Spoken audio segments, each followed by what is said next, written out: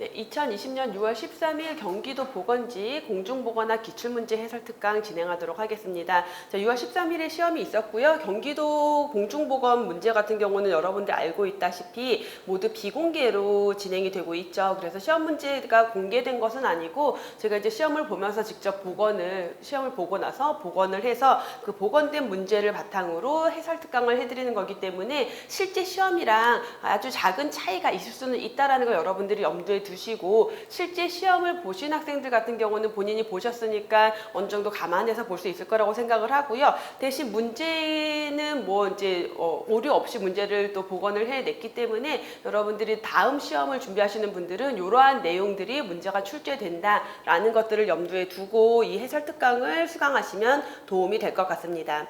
자, 이번에 있었던 경기도 공중보건 문제 같은 경우는 제가 보기엔 아마 우리 수강생들 대방고시학원에서 제 수업을 들었던 수강생들은 수업을 잘 듣고 기본 커리큘럼만 잘 따라왔다면 거의 다 만점을 받지 않았을까. 특별히 실수를 하지 않는 한 틀릴 문제는 없었어요. 왜냐면 제가 수업 중에 정말 다 강조해 드렸던 내용들 안에서 문제가 다 출제가 됐고 지역적인 문제도 없었어요. 중요하다고 핵심으로 찝어드린 내용에서만 문제가 출제됐기 때문에 분명히 만점자가 많이 나왔을 거다라고 저는 기대를 하고 있습니다. 자, 문제 먼저 보도록 할게요. 자, 우선 출제 분포를 좀 보면은 뭐 출제 분포가 크게 의미 있는 건 아니라고 저는 늘 말씀을 드려요. 왜냐하면 어차피 모든 곳에서 출제가 가능한 거고 이거는 그냥 이 시험에 이 정도 분포였던 거지 다음 시험에 똑같이 나온다라는 건 아니라는 거 알고 계시면 좋겠고요. 보시면은 이번에는 근데 역학과 보건통계 질병관리에서 문제가 좀 많이 나왔어요. 아무래도 지금 코로나19로 인해서 감염병 문제, 역학조사 문제가 사회적 이슈가 되다 보니까 이쪽 파트에서 문제가 좀 더 집중됐다라고 보여지고요. 환경보건 문제가 그래서 한 문제밖에 안 나왔어요. 역학 쪽 문제가 좀 많이 나오면서. 근데 여러분들이 알다시피 제가 또 역학과 보건통계 같은 경우는 어느 누구보다도 여러분들에게 강의를 잘 하고 있다라고 자부를 하고 있기 때문에 많은 수험생들이 좀 쉽게 문제를 풀지 않았을까 생각을 하고, 자, 그 다음 보시면은 보건행정이랑 사회보장 문제가 공중보건에 보건행정 문제가 꼭 한 뭐 두세 문제씩은 출제가 돼요. 그래서 보건직을 준비하시는 분들 같은 경우는 어차피 보건행정을 공부하기 때문에 크게 문제가 안 되는데, 기술직 준비하시는 분들, 그 다음에 뭐 연구사 준비하시는 분들 같은 경우는 공중보건에 이렇게 보건행정 사회보장 나오면 어려워하시지만 제가 공중보건 커리큘럼 안에 그래서 마지막 파트에 보건행정 사회보장 내용이 들어가 있고요. 이번에도 마찬가지로 제가 공중보건에서도 출제 가능한 보건행정 파트 문제, 중요하다고 강조해드렸던 것, 사회보장 문제 중요하다고 강조해드렸던 것 안에서 문제가 다 나왔어요. 그래서 거의 적중률 100%라고 제가 자부할 수 있게끔 이제 수업 안에서 문제가 다 출제됐다라고 판단이 되고요. 자, 1번 문제부터 쭉 풀어볼게요. 제가 이 강의를 하면서 이제 그 기출문제 해설 특강을 준비하면서 PPT를 넣었는데 여기에 사용되는 PPT는 제가 따로 만든 게 없어요. 그 말은 뭐냐면 기본 이론이든 심화 이론이든 수업에서 다 사용했던 PPT를 그대로 넣고 있어요. 그 말은 그 안에서 문제가 다 나왔다라는 거죠. 자, 1번 문제부터 보실게요. 영아 사망률 중에서 신생아 사망률이 차지하는 비중을 나타낸 것, 너무 중요하기 때문에 너무 강조했고 여러분들이 아주 기본적으로 알고 있는 내용 바로 알파 인덱스에 대한 설명이죠. 그래서 알파 인덱스는 영아와 신생아 중에서, 자, 영아 사망자 중에서 신생아 사망자가 얼마나 차지하고 있느냐. 자, 신생아는 영아에 항상 포함이 된다라고 했죠. 출생에서부터 자, 1년까지를 우리는 영아라고 했고요. 그 중에서 4주까지 아이들을 신생아라고 했어요. 그래서 신생아는 영아에 포함될 수밖에 없겠죠. 자, 신생아는 영아에 포함되는데 이 영아 중에서 사망한 아이들이 있을 거고요. 그 중에서 요 4주라는 기간 안에 사망한 아이들이 얼마나 되는지를 비교해서 보는 게 바로 알파 인덱스다. 그래서 알파 인덱스의 값은, 알파 인덱스는 우리가 공식이 어떻게 돼요? 신생아 사망자 수 분의 영아 사망자 수로 계산이 되고, 그래서 분자가 분모보다 작다라고 했죠. 그러니까 이 값은 항상 1보다 크다, 1보다 작을 수 없으며 알파 인덱스가 1에 가까울수록 그 말은 사망한 영아의 대부분이 신생아 기간에 사망했다라는 의미이고, 그럴수록 보건 수준이 높다라고 강조해 드렸던 내용이었고요. 자, 나머지 보기들 사망률 같은 경우는 출생아 수, 연간 출생아 1000명당 28일 미만 4주 이내에 사망한 아이들이 몇 명인지 보는 개념이었고요. 자, 주산기 사망률은 출생아 플러스 태아 사망을 포함해서 출산아라고 했고요. 임신 28주에서 태어나서 일주일 이내에 사망한 아이들을 보는 것. 그래서 일주일 이내에 사망했다라는 것은 주로 엄마의 건강 문제에 의한 것이다 라고 강조해드렸던 내용이었고요.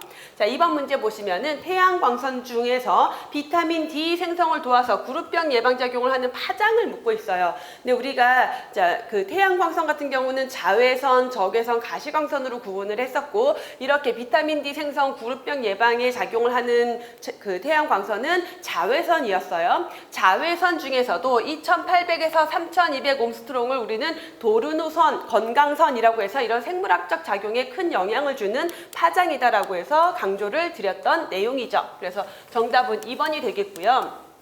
자외선의 파장이 보통 2000에서 4000 옴스트롱 정도인데, 특히 2800에서 3200 옴스트롱 같은 경우는 살균 작용, 비타민 D 형성에 도움이 된다라고 했던 것. 그래서 정답은 2번이 되는 문제였고요.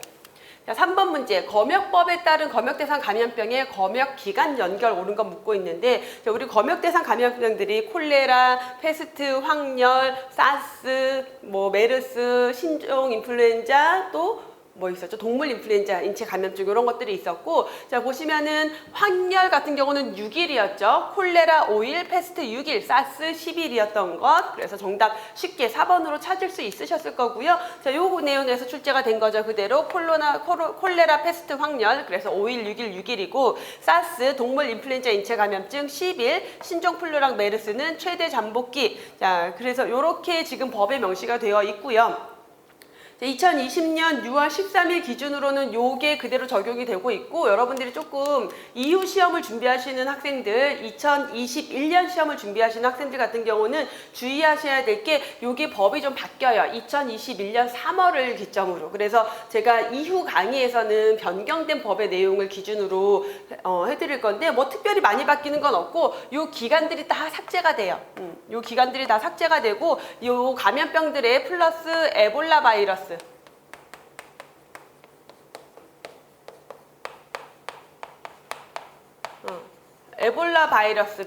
에볼라 바이러스 열이 여기에 포함이 되고요.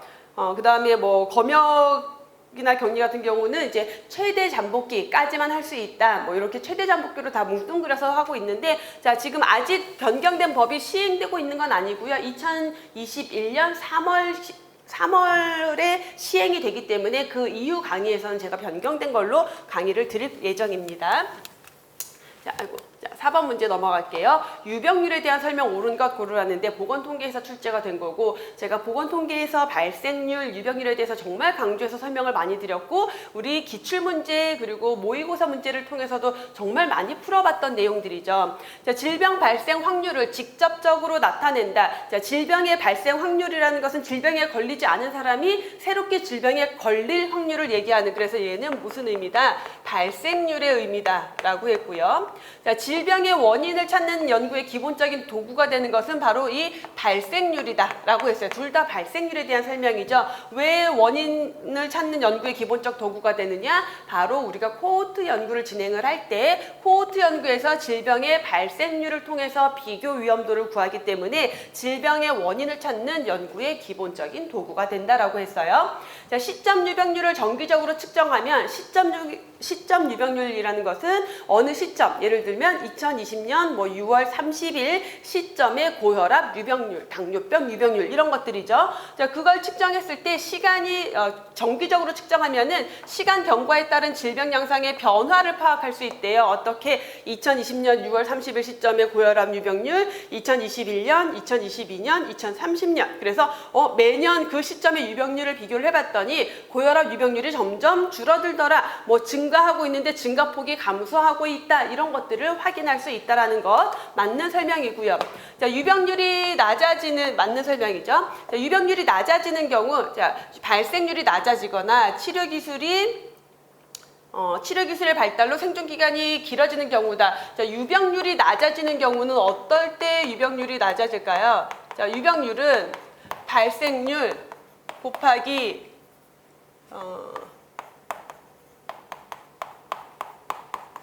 그래서 P는 I 곱하기 D라는 공식을 기억하시겠죠. 그래서 유병률은 발생률과 이환기간의 영향을 받을 수 없다. 그래서 발생기간이 길어지면은 유병률이 증가할 수밖에 없고요. 질병의 이환기간이 길어져도 유병률이 증가할 수밖에 없다라고 했어요. 자, 그러면 질병의 유병률이 낮아지려면 얘가 낮아지기 위해서는 이 두 값 모두가 작아져야 되는데, 그러면 발생률이 낮아지거나 또는 치료기술의 발달로 생존기간이 길어지는 경우, 자, 치료기술이 발달해서 생존기간이 길어졌다는 것은 기본적인 전제가 치료기술이 발달해서 완치된 건 아닌데 죽지는 않고 살아있어요. 그 말은 뭐예요? 질병의 이환기간이 길어졌다라는 거죠. 질병의 이환기간이 길어지면 유병률은 증가하게 된다. 그러면 반대로 어떤 표현이 돼야 되냐면 질병의 독성이 아주 강해져서 사망이, 그러니까 단기간에 사망하는 환자가 많아지거나 독성이 강해져서 사망자가 많아지거나 또는 그냥 치료기술이 아니라 치료기술 발달로 완치되는 환자, 완전히 회복된 환자가 생기거나 그럴 경우에는 유병률이 낮아질 수 있고요. 이렇게 생존기간만 길어졌다는 것은 이환기간을 길게 하는 거기 때문에 유병률을 증가시키는 요인이 되죠. 그래서 옳지 않은 설명, 정답은 3번이죠. 그래서 유병률에 대한 거, 인구 집단에서 질병을 가진 사람들의 숫자를 측정하는 게 유병률이다라고 했고요. 자, 유병률이 높아지는 경우, 질병의 독성이 약해지거나 치료기술 발달로 생존기간이 길어진 경우는 유병률이 높아진다라고 했어요. 그렇기 때문에 요 내용은 유병률을 높이는 영향을 주게 되고요. 발생률과 유병률의 관계, 방금 설명드렸죠? 발생률, 원인 찾는 연구, 질병 발생 확률을 직접적으로 나타내는 지표다. 그래서 우리 교재에서 수업 중에 했던 지문들 안에서 모두 출제가 됐다. 시점 유병률은 장기적으로 추적하면은 질병 양상의 추이를 파악할 수 있다. 다 우리가 익숙하게 보던 문장들이죠.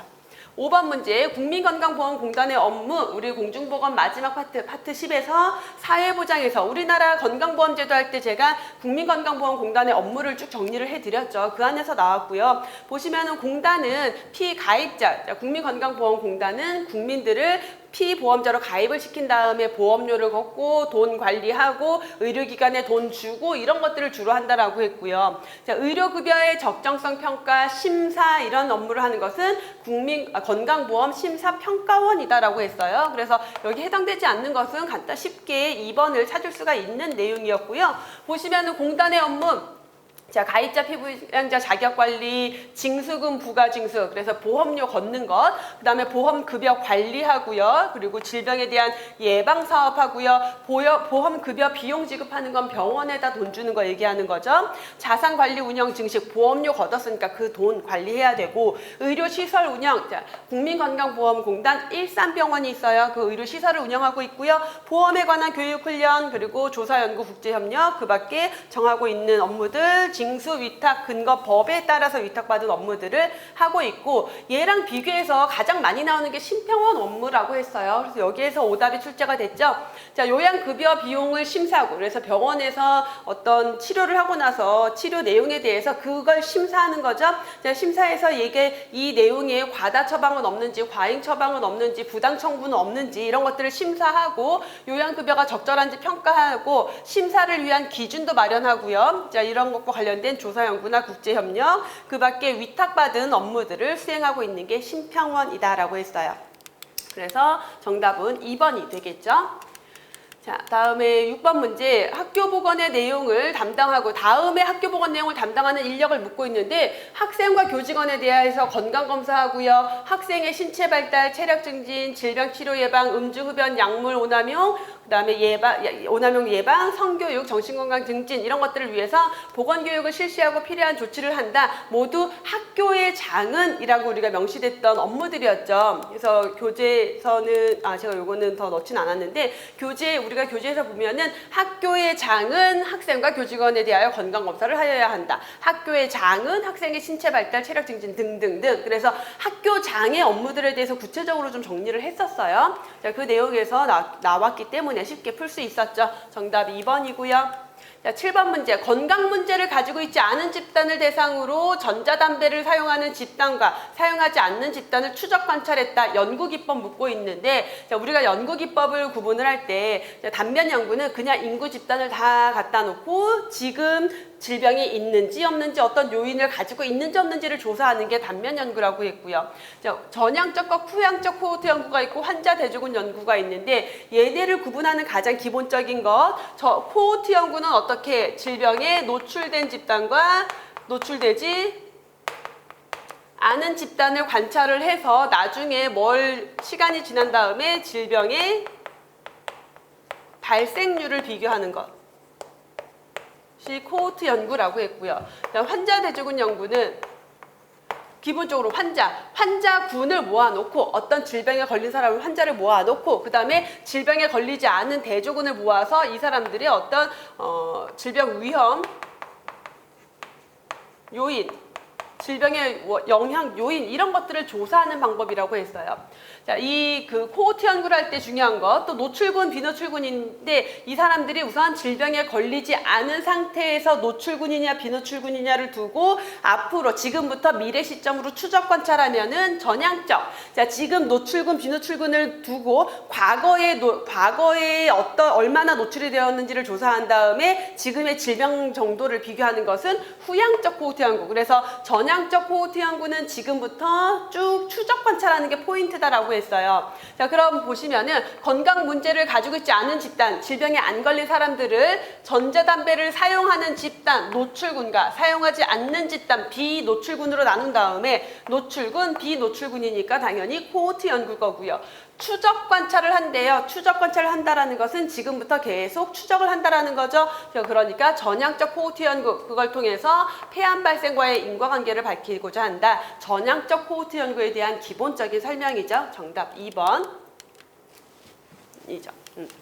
자, 8번 문제. 너무 쉬운 문제가 나왔죠? 이런 문제 내도 되나 싶을 만큼 세균성 식중독 중에서 독소형 식중독의 원인균에 해당하는 건 우리가 식중독에는 세균성 식중독도 있었고요. 자연독에 의한 식중독도 있었고 화학적인 식중독도 있었고 세균성 식중독 중에는 또 감염형이냐 독소형이냐로 구분을 했죠. 자, 감염형은 세균 자체가 문제가 되는 것, 독소형은 세균이 만들어낸 독소가 문제가 되는 것으로 대표적인 독소형 식중독은 포도상구균 식중독, 보툴리누스 식중독이 가장 대표적이고 살모넬라, 장염비브리오, 병원성 대장균은 대표적인 감염형 식중독이었죠. 그래서 정답 1번이고요.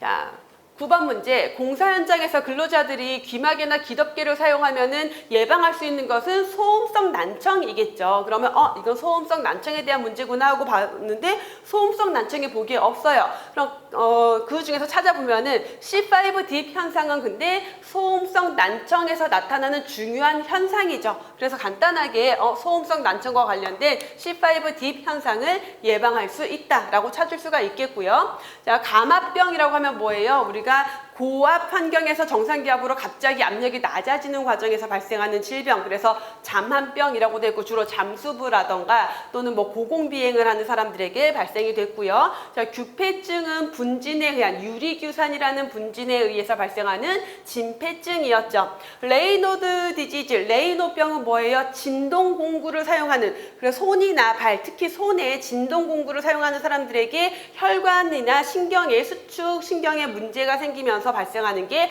레이노드병이었어요. 그래서 여기에서 정답이 될 수 있는 것은 C5 딥 현상밖에 없고요. 자, 소음성 난청의 C5 딥 현상이라는 거 처음에 난청이 진행이 될 때 처음부터 그냥 작은 소리가 안 들리는 게 아니라 4000Hz 영역의 높은 주파수에서 먼저 난청이 진행이 되고 그 다음에 서서히 다른 주파수로 퍼져나가는 현상을 의미했죠. C5 딥 현상.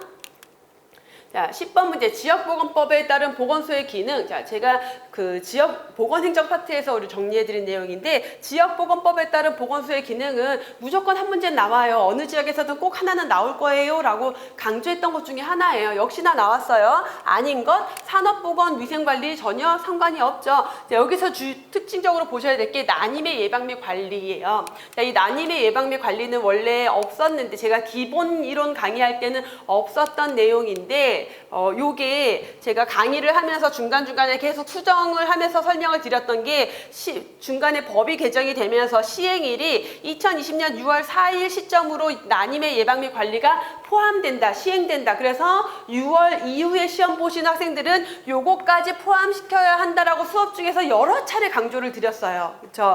근데 그게 딱 나왔어요. 6월 13일 시험에. 그렇죠? 그래서 난임의 예방 및 관리, 감염병 예방 및 관리, 건강증진, 구강건강, 영양관리사업, 보건교육 모두 지역보건법에 명시되어 있는 보건소의 기능들, 그 중에서도 여기 질병 예방 및 관리를 위해서 시행하는 지역보건의료 서비스의 내용에 모두 포함되는 것들이죠.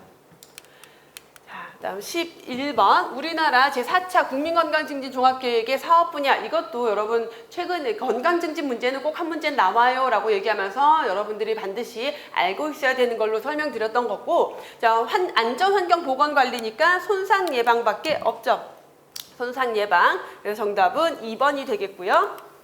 자, 내용 보시면은 건강 수명 연장과 건강 형평성 제고라는 목표를 가지고 사업 분야 건강생활 실천, 만성 퇴행성 질환과 발병 위험 요인 관리, 감염 질환 관리, 안전 환경 보건, 인구 집단 건강 관리에서 세부 내용들을 당연히 연결시키는 문제가 자주 출제된다. 최근의 빈출 문제다라고 설명을 드렸고요. 요거 여러 지역에서 지금 2020년 시험 문제 지역마다 거의 다 나왔다라고 보여져요. 그 중에서 안전 환경 보건은 식품 안전이랑 손상 예방이 해당이 되겠죠. 자, 12번 문제. 자, 얘도 건강증진과 관련된 문제인데, 건강증진 국제회의 오타와 헌장에서 채택된 건강증진의 주요 접근 전략 세 가지에 해당하지 않는 것을 고르시오는데, 너무 특이하게 우리가 알고 있는 접근 전략 세 가지는 옹호, 가능화, 조정 또는 옹호, 역량 강화, 연합 이렇게 세 가지였는데, 옹호, 지원, 중재, 기술 이렇게 모르던 안 보던 단어가 나왔어요. 근데 영문을 딱 보니까 어때요? 어드보케이시, 옹호, 그 다음에 이네이블이 가능화였죠. 그 가능화를 지원이라는 말로 바꿔서 써는 거예요. 자, 메디에이트, 그래서 중재, 얘도 마찬가지로 옹호, 가능화, 조정, 그 조정에 해당하는 용어인데 이걸 조정을 중재로 바꿔서 낸 거예요. 그래서 요 세 가지가 해당이 되고 아닌 것, 당연히 스킬, 기술은 전혀 해당이 되지 않았죠. 그래서 정답은 4번이 되겠고요. 자, 요 옹호, 가능화, 조정이라고 하는데 뭐 조정이라고도 하고 중재라고도 할 수가 있고요. 가능화를 자 이렇게 새로운 표현으로 지원이라는 표현으로 지원을 해줘서 가능하게 만들어준다 정도의 의미로 생각하시면 될 것 같아요. 그래서 옹호, 가능화, 조정. 자, 13번 질병이 없는 사람이 검사 결과 음성으로 나올 확률. 자, 이거는 우리가 어떤 진단 검사 기법의 정확성을 평가하기 위한, 타당도를 평가하기 위한 방법으로 민감도, 특이도, 양성 예측도, 음성 예측도 이런 것들이 있었고요. 자, 그 중에서 민감도는 어떤 의미? 질병이 있는 사람을 있다고 할 확률. 특이도는 질병이 없는 사람을 없다고 할 확률. 음성 예측도, 자, 요건 그림을 그려서 한 번 더 설명을 드릴까요? 자, 제가 수업 중에 가장 많이 그리는 그림이죠. 자, 이렇게 해서 자, 질병이 있는 사람, 없는 사람, 검사 결과에서 양성으로 판정받은 사람, 음성으로 판정받은 사람이다라고 했고요. 자, 민감도라고 하는 것은 이 질병이 있는 사람들 누구 중에서 A랑 C 중에서 양성으로 판정받은 사람이 몇 명이냐, 그걸 보는 것이 민감도라고 했고요. 특이도는 질병이 없는 사람들 중에서 그럼 B랑 D 중에서 음성으로 제대로 판정받은 사람이 몇 명이냐 보는 게 특이도. 그래서 이 문제는 정답은 특이도가 되겠고요. 자, 그 다음에 음성 예측도도 있고 양성 예측도도 있었는데, 자, 보기에는 없지만 양성 예측도는 검사 결과 양성으로 판정받은 사람들, 그럼 누구예요? A랑 B 중에서 진짜 환자가 몇 %냐. 그리고 음성 예측도는 음성으로 판정받은 사람들 중에서 C랑 D 중에서 진짜 환자가 아닌 사람이 몇 %냐라고 보는 게 음성 예측도. 의 음성률은 가짜 음성을 얘기하는 거죠. 그러면 환자인데 음성으로 잘못 판정받은 사람이 몇 명인지 보고 싶은 거예요. 그래서 의 음성률은 환자 중에서 음성으로 잘못 판정받은 사람이 몇 명이냐? 그러면 의 음성률이 있으니까 의 양성률도 있겠죠? 의 양성은 가짜 양성, 환자가 아닌데 양성이라고 판정받은 사람. 그러니까 환자가 아닌 사람 중에서 양성으로 판정받은 사람이 몇 명이냐 보는 개념. 그래서 타당도를 확인하는 방법들이었고요. 자, 민감도, 특이도, 그리고 의 음성률, 의 양성률, 음성 예측도, 양성 예측도, 이거 다 제가 이렇게 표로 설명드리는 게 훨씬 이해가 쉬울 거예요. 자, 다음에 또 그 역학에서 문제가 나왔어요. 위험요인 노출 여부에 따른 질병 발생률을 나타낸 표래요. 자, 노출군과 비노출군을 나눠서 질병의 발생률을 나타냈으니까 얘는 전향적 코호트 연구, 그냥 기본적인 코호트 연구의 결과다라고 볼 수가 있겠고, 상대 위험도, 비교 위험도를 구하라고 했는데, 자, 우리가 비교 위험도는 어떻게 구했어요? 노출되지 않은 비노출군에서의 질병 발생률 C랑 D분의 C랑 D. 위험의 요인에 노출되지 않은 사람들 중에서 몇 명이 질병에 걸렸지?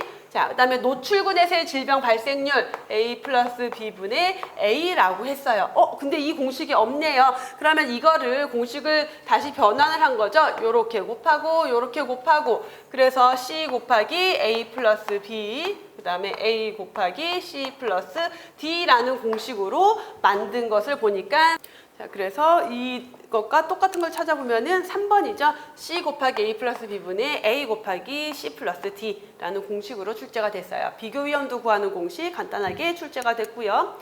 이건 뭐 넘어가도 되고. 자, 이거에서 여러분들 우리 교재에 있는 거 그대로죠. 그래서 C 플러스 D분의 C 분의 A 플러스 B분의 A인데 요걸 공식을 변환하면은 A 플러스 B에다가 C를 곱한 것 분의 C 플러스 D에 A를 곱한 것. 그래서 사실은 요 공식을 거의 사용하진 않아요. 보통 계산이 딱딱 떨어지니까. 근데 일부러 여러분들 한 번 더 생각하라고 요 공식으로 문제가 나온 거죠. 자, 15번 문제, 또 건강보험에 대한 문제, 사회보장 파트에서 나왔죠. 우리나라 건강보험제도 특징으로 옳지 않은 걸 묻고 있어요. 자, 건강보험제도는 우선 기본적으로 사회보험제도이기 때문에 강제성, 그래서 보험료의 납부의 강제성, 강제가입이기 때문에 보험료도 강제로 납부를 해야 돼요. 그래서 강제가입과 보험료 납부의 강제성은 같이 묶이는 내용이고요. 경제적 능력에 비례한 보험료 부과다. 경제적 능력에 비례한다라는 것은 돈이 많은 사람은 보험료를 많이 내고 돈이 적은 사람은 적게 낸다라는 거죠. 그래서 이걸 우리가 간단하게 차등 부과라고 했어요. 능력에 비례한 차등 부과다. 자, 보험료 부과 수준과 계약 기간의 내용에 따른 차등급여. 자, 보험료를 많이 낸 사람에게는 뭔가 혜택을 많이 주고 적게 낸 사람은 적게 준다라는 건데, 일반적으로 우리가 민간보험은 그렇지만 사회보험, 국가가 운영하는 보험은 차등 부과하지만 급여의 내용은 균등급여라고 했죠. 그래서 보험료를 많이 낸 사람이든 적게 낸 사람이든 병원에 가서 건강보험의 혜택을 받을 때는 동일한 혜택을 받게 된다라고 했어요. 균등급여. 아닌 것은 4번이죠. 그래서 건강보험제도의 기본적인 특징들, 강제성, 거기에 능력에 비례한 차등 부과지만 급여 내용은 균등급여다. 자, 우리나라 건강보험료는 직장가입자와 지역가입자의 보험료 부과 방식이 다르게 되어 있고요. 우리나라에 있는 모든 의료기관은 요양기관, 다시 말하면 건강보험 적용을 받게 된다라는 거고요. 자, 단기보험이라는 것은 예산이 1년 단위로 책정이 된다라는 의미였고요. 넘어가서 16번 문제 보시면 기대수명 산출을 위해서 생명표를 작성할 때 다루는 변수, 다시 말하면 생명함수 6종에 해당하는 것, 해당하지 않는 것, 자, 해당하지 않는 것을 찾으라는 건데, 생명표에 들어가는 생명함수 6종에는 생존수, 사망수, 생존율, 사망률, 그리고 평균 여명과 사력이 있었죠. 그래서 아닌 것, 항상 제가 수업 중에 강조드렸죠. 출생은 관계가 없다. 몇 명이 태어난 거는 전혀 관계가 없고, 태어난 사람들이 몇 명이 살아있고 몇 명이 죽었는지에 대한 의미다라고 했어요. 그래서 항상 오답으로 자주 나오는 게 출생률, 출생수라는 건데 아니죠. 그래서 생명표는 생명함수 6종은 이렇게 생존수, 사망수, 생존율, 사망률, 사력, 평균 여명 이렇게 6가지를 생명함수 6종이라고 하죠.